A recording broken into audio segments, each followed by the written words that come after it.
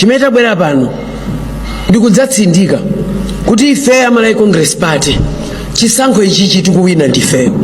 Wabweranso Naomi Andrews pamene akudzudzula khalidwe la Jesse Kabwera. Tikudziwa bwino ngati mumakhala mukuonera ma videos pamodzi pano. Mtsikana uyu amakhala akudzudzula akuluakulu a chipani cha MCP chifukwa iyeyunso ndi mmodzi mwa iwo. Nde amakhala akuwapasa malangizo osiyanasiyana makamaka pa nkhani yakayendesedwe kapena mmene adayendesera dzikoli ali ndi ulamuliro, ali ndi mphamvu.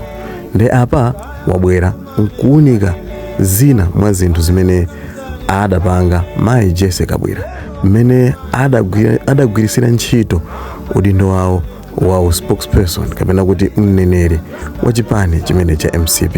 Kukulandirani kwina kulikonse kumene muli pa Malawi Today. Malawi lero. Tere ndikhale limodzi timve kuti mayi Jesse Kabwera ankalakwisa pati. Good evening. I want to talk about Dr. Jesse Kabwera in her capacity as the publicity secretary. Kwambiri, I just want to advise her the route she has taken in the way she is running her office is a wrong one. One, amayankhira kwambiri zinthu zimene it's unconfirmed. Ndikunena izi kutengera nthawi yama elections. Kuti za we got this zonse zizibwera ndifa chonena kuti Avirumbiko Mumba through her office anaidanisa press briefing. Ndiku press briefing kumeneko ndikumene kunabwera ma issues osewa how we got this. But when I follow what they said ku press briefing manager, to me that was a very unnecessary press briefing that MCP has ever had, because pamene bajasini majiona ifajo pangira press briefing chifukwa tikamaona leroli ndi zimene zinachitika, you came pamene baja giving hope to anthu achipani kuti zonse zili bwinobwino ndipo zisankho MCP ndimene yawina. The way you came pamene baja ma supporters kumene kuja akuone kuti saimva kuti achakwera aluza so nthawi yake office iyi ndi yayikulu. When we are talking about the highest office ku Japan yopanga release information the office yanuyo.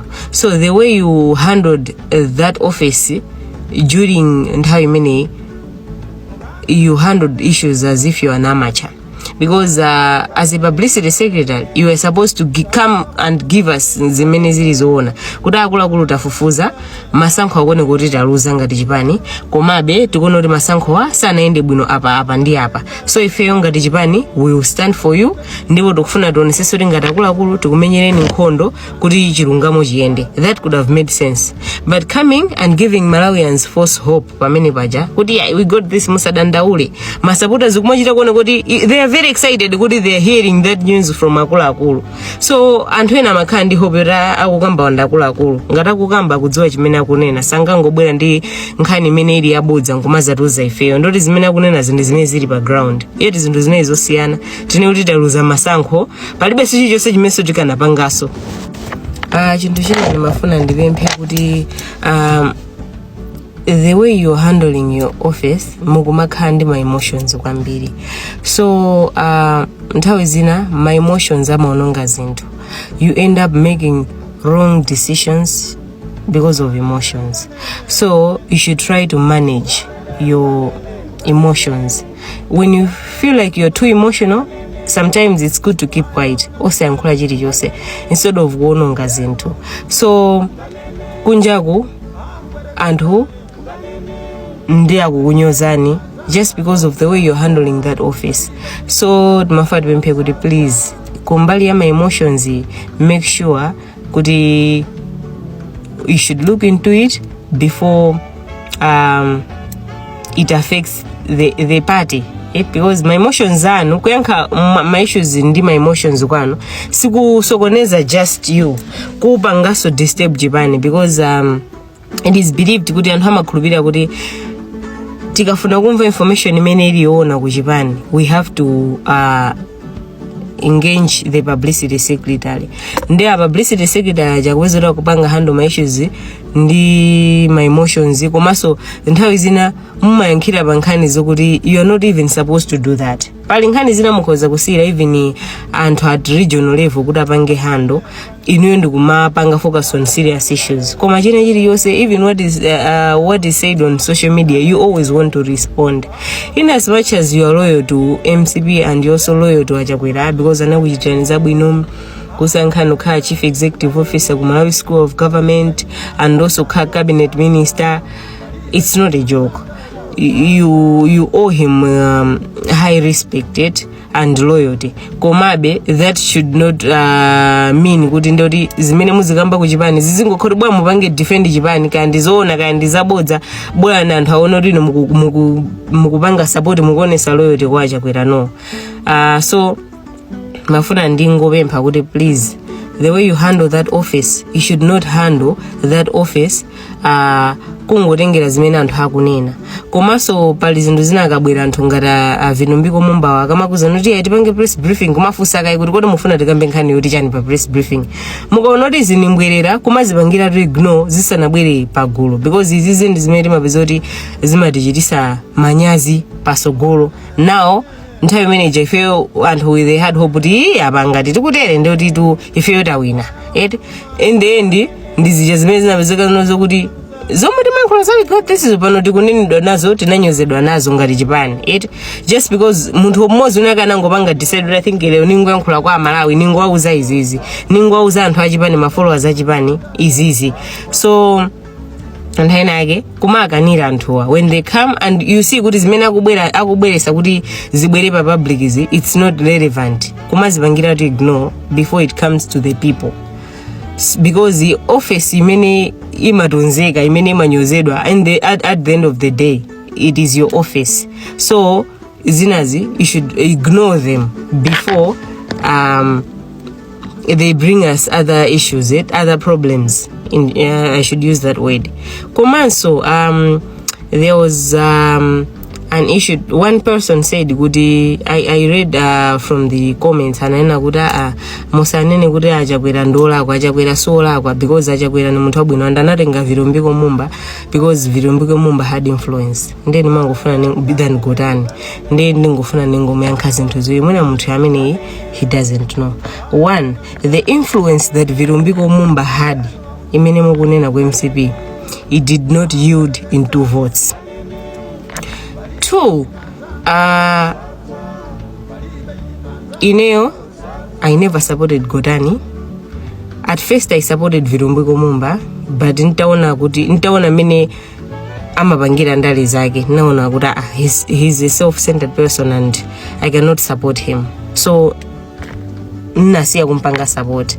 Komano there's one I would say kuti Achakwera mbuyo mosemu ama use policy modes, and this policy inalionena kuti amasankha munthu amene chipani cha apatsa ngati vice president ndamene amamutenga kukhala running mate. So when people went ku convention amazoti ngati tikupikisana pa mpando wa vice president, munthu amene atakhala vice president ndamene automatically atazakhala running mate wa Achakwera. And I remember in 2013 Achakwera anakana kutenga Sidiq Mio kukhala running mate because he said kuti chipani chinapatsa Richard Nsoya ngati vice president. So iyo atenga munthu amene chipani chasankhira ndi anamutenga Richard Nsoya. Nde 2025 chipani Achakwera chinapasa Godani Hara kukhala vice president. Nefuso nkumati chipani chinasankha Godani Hara, the party automatically, that means the party preferred Godani Hara than Vilumbiko Mumba because Vilumbiko lost to Godani. So why did Achakwera leave Godani ndikutenga Vilumbiko Mumba, which he knows kuti anthu amanena kuti Vilumbiko Mumba and the errand boy wa Achakwera, and he went against what his party wished and wanted kuti atenge Gorani Hara ngati running mate. So nthawi zina ife tikamabwera ndikumazayankhula ineyo mo especially ndikamabwera ndikuzayankhula zokuti Achakwera apa analakwa pakuti sikuti kumakhala kuti Achakwera tikuwada, but ndimanena zinthu kutengera zimene Achakwerawo ananena komanso what he promised kuti he is going to do and what he did not do. So to say kuti Achakwera nampanga betray Gorani Hara, will I be wrong? Of course he did, because Vitumbiko Mumba was not a right choice for him. He picked him just because of his personal interest. Osati kunena kuti Vitumbiko Mumba anali ndi influence yake itimenena ina Vitumbiko Mumba. Anali ndi influence yanji Vitumbiko Mumba kuti mumusankhe akhale ngati running mate wamalizatu modero Naomi Andrews pamene wakhala akuzukuta nkhalidwe khalidwe makamaka la Jesse Kabwera ku chipani chimene cha MCP monga ngati iwo wofalisa nkhani ku chipani chimenechi.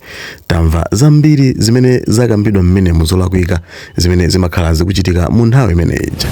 Kwa amene mungotipeza kumene subscribe, like, comment komanso osawapanga share kuti zambiri zisamakuponyeni. Tatiyeni tikhale limodzi mu maprogramu athu otsatira.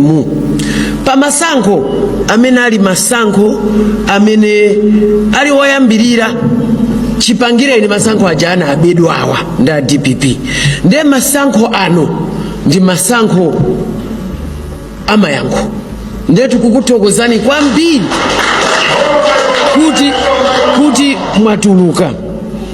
Zona zake munatuluka mwabata, simumalimbana ndi munthu, ndipo maonetsa kuti inuyo mumamveradi a president Dr. Lazarus Makathi Chakwera akana kuti 10 tikaponye 40 hayi ndithu zimaoneka malaini ambiri analodzaza ikuti 6 koloko kuonetsa kuti dziko lino likamayendetsedwa ndi mtsogoleri womvera malamulo, mtsogoleri wopa Mulungu, zinthu zimayenda bwino.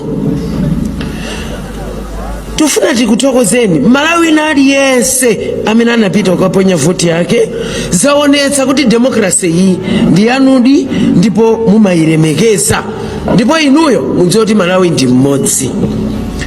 Ife tufuna tikuzeni pano ndife olimba mtima kwambiri Malawi Congress Party kulikonse kumene mukutimva. Ife ndife okondwa ndipo osangalala ndipo ndife odziwa kuti pa ballot amalawi ayankhula, ndipo pa ballot aonetsa kuti amene akumufuna ndi Dr. Lazarus Makathi Chakwera. Sidi kukayika ndi pang'ono pomwe kuti tikuwina ndipo tikuwina. Oti pano ngati munaona message imene tinalemba yoti mubwere kuno, tinayeno khala follow pano koma enawo ali mmakomiti okonzekera ukalumbiritsa Achakwera. Tikunena pano takonzeka kaya muti mabasi kaya kuti tidzanyamukira kuti moti tinaona kuti ayi utengawo mmodzi wathu woyankhulira chipani athakupereka, koma enawo akukonzeka. Amalawi onse kumene muli kumudzi musataye mtima. Ifeyo pamene takhala pano tikufuna tikulimbitseni mtima. Zinthu zili mmene tidanenera, palibe chimene chikusokonekera. Ife ndeni yake akuwina kwa mwambo kwa chisankho chimenechi. Nkhani ina ndimafuna kuti timvetsetsane pano. Ife timamvera malamulo ameki.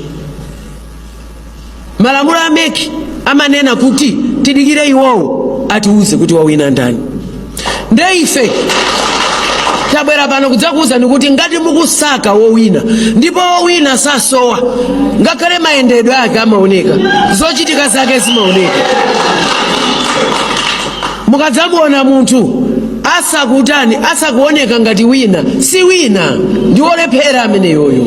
Ife ndife amene tikuwina chisankho ichi ndipo tikuchita kudziwa kuti zathu zikuyenda bwino. Ifeyo takhala pe chifukwa chakuti timakhulupirira ngodya zinayi. President wathu amatsata rule of law, tikutsata malamulo a chisankho. Nkona amationa kukhala pe, koma mukafuna kudziwa kuti akuwina ndani ndipo awine ndani, Lembamponi Malawi Congress Party motsogozedwa ndi Dr. Lazarus Makathi Chakwera. Message imene tinati utenga umene ulipo ndi apa amalawi dziko lonse lino ndidanena kuti timenya 70+1 ndikubwereza pano 70+1 akudikirira masomphenya achakwera akamayamba second term ndipo ndikufuna wa Malawi Congress Party yese akumvera ifetu tikungodikira kulengeza. Tinakuwuzani kuti tikuyembekeza kulengeza ndesi tingasokose asanalengeze koma nkhani yolengezayo tudziwa kuti wolengezedwa kuti wawina ndi Dr. Lazarus Makathi Chakwera, ma MP awo ndiponso ma councillors awo. Ikangopangidwa official announcement nkona tikukuwuzani kuti tili yakali kukonzeka kuti kodi ifeyo tidza panga bwanji. Musakayike, musadandaule kalikose. Ifeyo ndi ana Malawi Congress Party. Iyi ndi MCP, iyi ndi imene ili mboma, iyi ndi imene ikupitiriza. Dr. Lazarus Makathi Chakwera ndi amene akuwina ndipo ndi amene awine.